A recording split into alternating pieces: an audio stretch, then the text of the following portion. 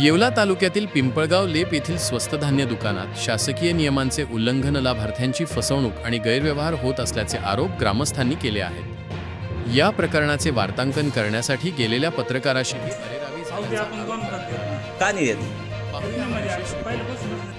नमस्कार, मी Vinod Ahire, Maharashtra today TV news, Yeola taluka प्रतिनिधी। येवला तालुक्यातील पिंपळगाव लेप येथील स्वस्त धान्य दुकान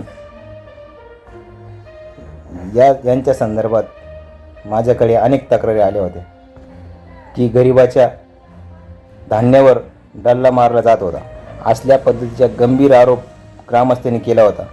ई पॉस मशीनवर अंगठा घेऊन धान्य न देणे, पावती न देणे आणि नियमाचे उल्लंघन असा कारभार येथे सुरू आहे। जेव्हा मी याबाबत जाब विचारला तेव्हा सोसायटी संचालकांनी मला अरेरावी करत रेशन दुकान बंद करून बाहेरगावी जोडून देऊ, तुला काय करायचे ते कर, अशी धमकीवाजा भाषा केली। या मनमानी कारभारावर आणि अरेरावीवर तहसीलदार साहेब, पुरवठा विभाग व सहाय्यक निबंधक काय कारवाई करणार याकडे संपूर्ण तालुक्याचे लक्ष लागले आहे।